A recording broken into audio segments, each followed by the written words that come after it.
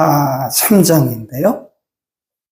우리가 이제 보통 성경을 상고한다. 상고, 스타디.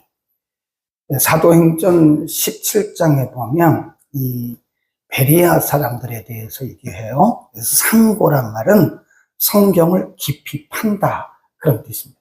우리가 지금 새벽마다 성경을 깊이 파고 있거든요. 그래서 여러분 가운데 신학을 공부하신 분들은 성경을 이렇게 보는 거구나 이해를 하시고요. 또 우리 평신도들도 성경을 볼 때는 이렇게 보는 거구나 하는 것을 여러분에게 제가 일부러 그래서 쓰라고 그러는 겁니다. 오늘 본문은 솔로몬이 드디어 성전 건축하는 것인데요. 여러 가지 내용도 나오고 또 성전의 모양도 나오고 크기도 나오고 성전 내용, 그 내부의 성물들 나오는데 크게 세 가지로 보면 돼요. 이렇게 씁니다. 1번, 언제, 이렇게 써놨어요. 언제 성전을 건축했는가? 써놨어요. 언제. 영어로 when. 이렇게 써놓으세요. 언제 성전을 건축했는가? 해놓고 2절로 갑니다. 2절. 시작. 솔로몬 왕위에 나간 지 4년 2월 초일에 건축하기를 뭐 했다고요? 시작합니다. 그랬어요.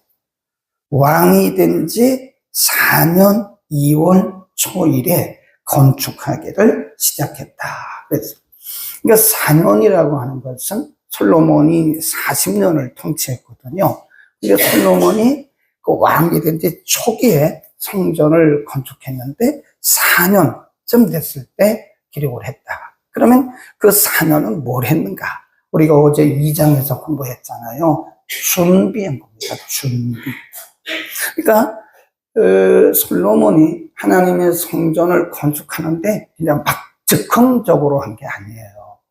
그 4년 동안 시작하기 전까지 전체 4년이 걸렸는지 3년이 걸렸는지 2년이 걸렸는지 그건 잘 모르죠. 성경에 기록이 없으니까. 그러나 분명한 것은 4년 2월 초 1일에 성전 공사를 시작했으니까 그 이전에는 뭘 했다는 거예요? 준비가 써놓습니다. 하나님의 일도 준비가 필요하다 이렇게 써놓으세요. 그러니까 여러분 즉흥적으로 하면 안 됩니다. 감정적으로 하면 안 돼요. 하나님의 일은 철저한 준비를 해야 됩니다. 하지도 않을 뿐만 아니라 당신은 평생 후회하게 될 것이다.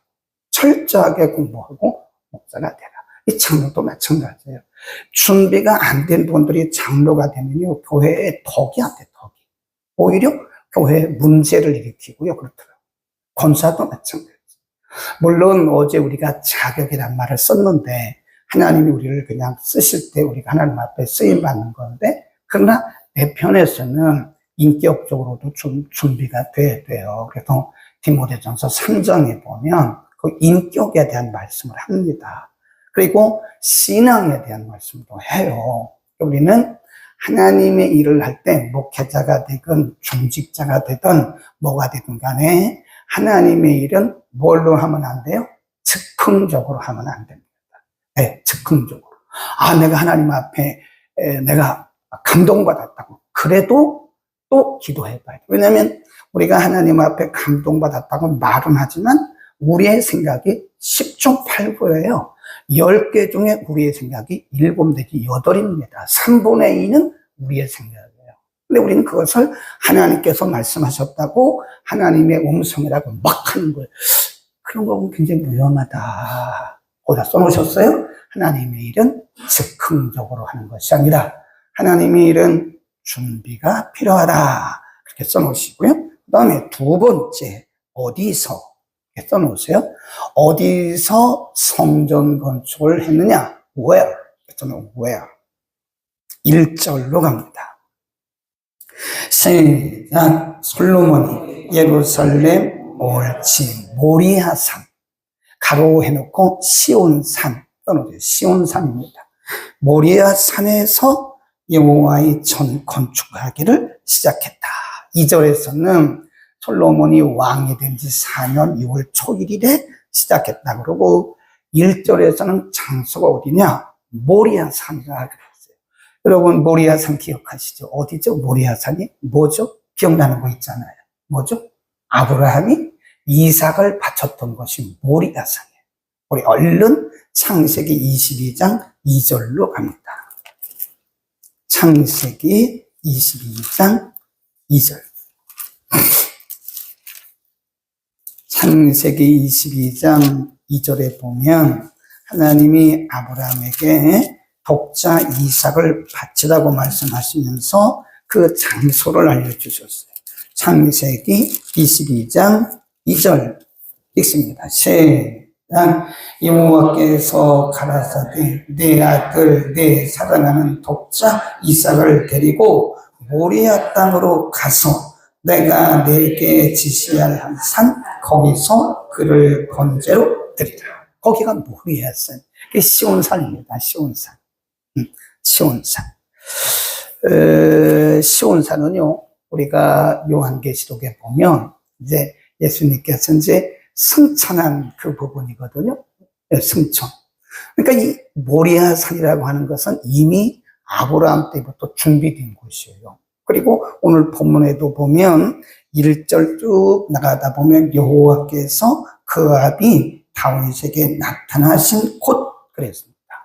바로 그곳에 솔로몬이 성전 건축을 시작했다 하는 거죠. 이런 부분을 보면서 우리는 이제 어떤 것을 적용을 하냐면 하나님은 항상 앞서가시면서 예비하세요. 예비. 거기다 써놓으세요. 앞서가시며 예비하시는 하나님. 써놓으세요. 앞서가시면서 예비하시는 하나님이다. 그러니까 우리에게 있어서 어떤 것도 우연이 없어요. 우연. 우리 지난 주일날 설명했잖아요. 하나님은 우리 개인이나 가정이나 교회나 국가나 민족에 대한 뭐가 있다고 그랬죠? 계획. 하나님은 철저한 계획을 갖고 계세요. 그래서 에베소 2장에 보면 창세 전 그랬습니다. 우리 한 사람의 인생이 어느 날 갑자기 태어난 게 아니에요. 어쩌다 실수해서 태어난 게 아니에요. 이미 우리가 태어나기 전에 우리를 향한 계획이 있었어요.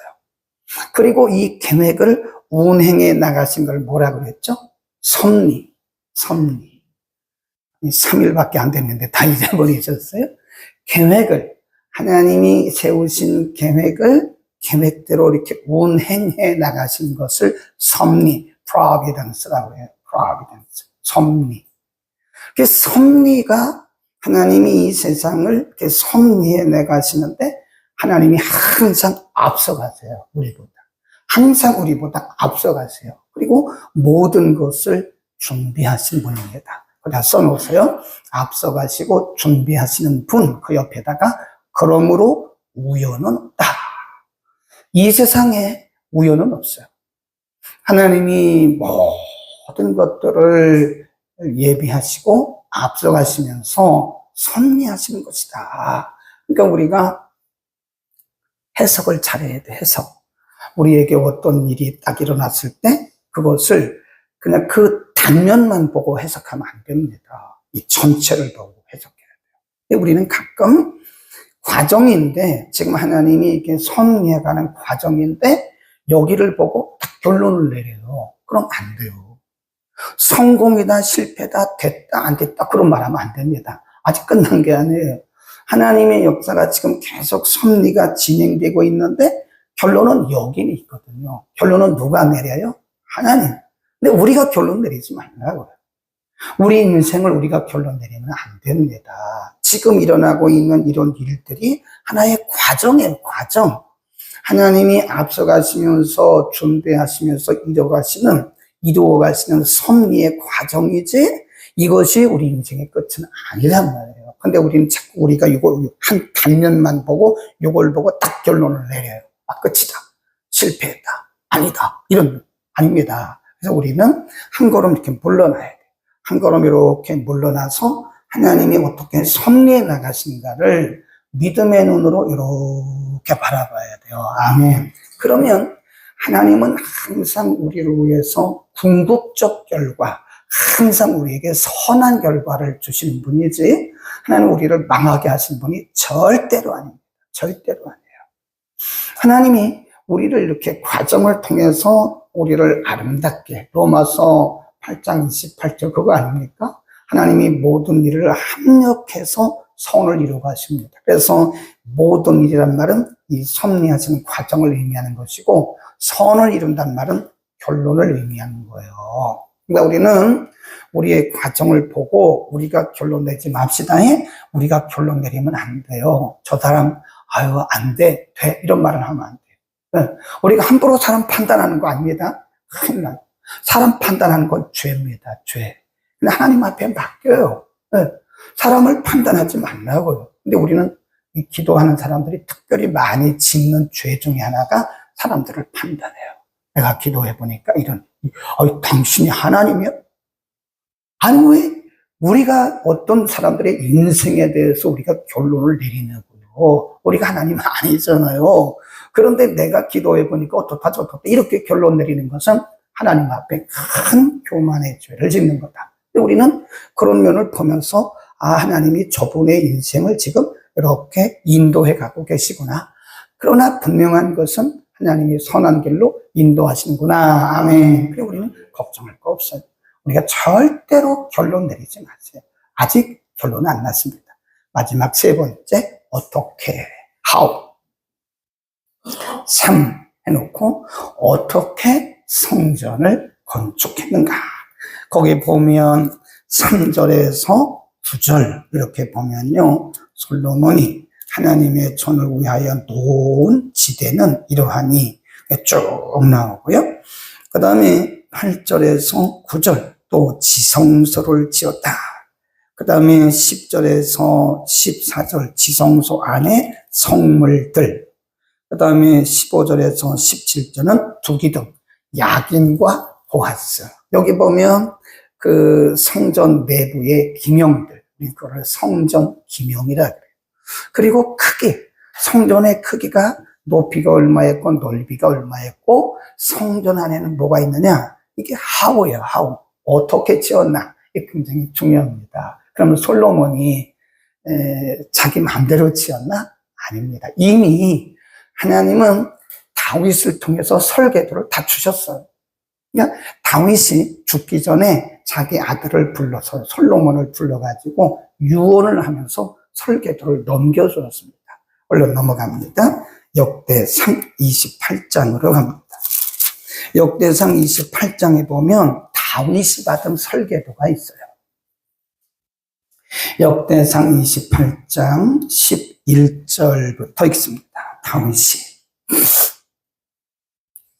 28장 10절 시작.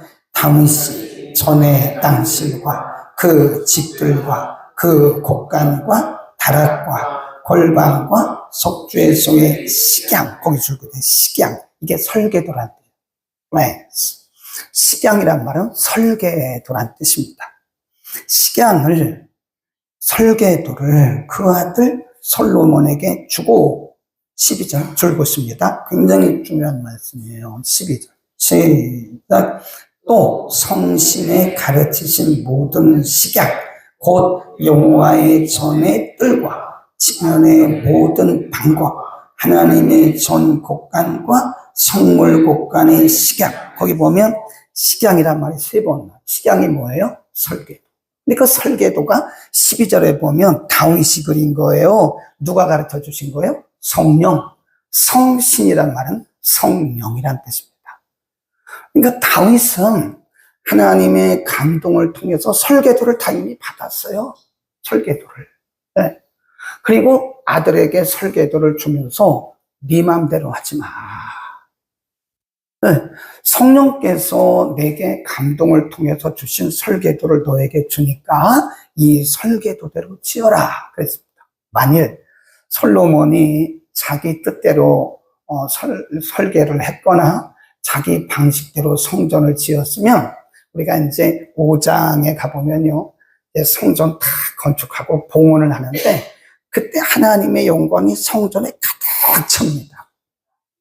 만일 솔로몬이 자기 방식대로 자기가 그린 설계도대로 했다면 거기에 성령님 임재 안 했어요. 성령이 임재 안 하셨다. 근데 지금 아버지 다윗을 통해서 성령께서 그려주신 그 식양, 그 설계도를 받고 자기 생각대로 한 게 아니에요. 그 설계도대로. 하나님이 가르쳐 주신 그 설계도대로 했다. 굉장히 중요합니다. 거기다 how라고 쓰셨죠? 3번 어떻게, 거기다가 성령의 가르쳐 주신 대로 이렇게 놓고 역대상 28장 11절에서 13절 씁니다. 네, 철저하죠. 우리가 하나님의 일은 열심만 갖고 안 됩니다. 하나님의 일은 열심대로 하는 것이 아니라 뭐대로 해야 돼요? 말씀대로. 네. 어떻게 보면 우리의 열심이 하나님의 일을 방해할 수 있어요. 잘 생각해야 돼요. 어쩌면 기도 없이 하는 우리의 열심이 하나님의 일을 방해합니다. 가끔 보면 하나님의 일을 방해하는 사람들이 있어요. 내가 열심히 하는데 왜 그러냐고. 나보다 열심히 있는 사람 나오라고. 그거 아니거든요. 아무리 열심히 해도 하나님 말씀대로 하지 않는 것은 하나님과는 아무런 상관이 없어요. 그러니까 착각하면 안 돼요. 오해하지 말라고요. 내가 이렇게 열심히 섬겼는데 왜 그러냐고. 아니거든요. 기도 없이 하는 열심은요, 하나님의 일에 방해가 돼요. 정말 위험합니다, 여러분. 그러니까 열심히 있다고 믿음이 있다고 생각하면 안 돼요. 저 사람이 열심히 있으니까 믿음이 좋다. 그렇게 생각하면 안 됩니다. 오히려 하나님의 일에 방해꾼이 돼요. 그 열심. 기도 없는 열심, 말씀 없는 열심. 그것은 하나님의 일에 방해꾼이라고 써놓으세요. 하나님의 일은 말씀대로 해야 된다. 해놓고 옆에다가 기도 없이, 말씀 없이 하는 것은 하나님의 일에 방해꾼이 된다. 방해꾼이에요. 이거 여러분 어쩌면 여러분도 저도 잘못하면 방해꾼이 될 수 있어요. 어떤 분이 이런 얘기 하더라고요. 네, 우리가 가만히만 있어도 하나님은 일하신다 이거예요. 가만히만 있어도 되는데 우리가 자꾸 우리 방식대로 우리 생각대로 막 앞서가는 거예요. 그러면 그게 오히려 하나님의 일에 방해꾼 역할을 하는 거예요. 그러니까 우리는 하나님의 일을 해도 반드시 말씀대로 해야 됩니다. 말씀대로. 그리고 우리가 기도해야 돼요. 기도하고 성령의 감동받고 하나를 해도 하나님 기뻐하시고 하나님 받으시는, 그러니까 5장에서 다시 공부할 건데요. 그때 이제 솔로몬이 성전 건축 다 끝내고 하나님 앞에 봉헌을 하는데 그 성전에 구름이 가득했어요. 그리고 그 뒤에 뭐라 그러냐면 하나님의 영광이 성전에 가득했더라. 저는 이제 그때 다시 말씀드리겠지만 현대 교회들, 과연 지금 우리가 살고 있는 이 시대의 교회에 하나님의 영광이 가득 차고 있는가? 저는 그렇지 않다고 생각합니다. 왜냐하면 사람들의 생각이 너무나 앞서가요.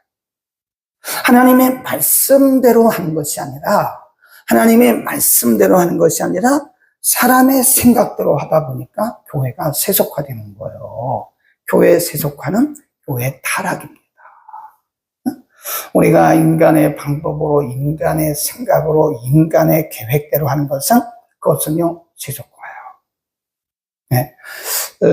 얼마 전에 봤는데 그 교회는 아직도 봉합이 안 돼요. 5년째 교회가 그런데 교인들도 몇천 명 모이는 교회인데 아직도 교회가 척척척 갈라졌어요.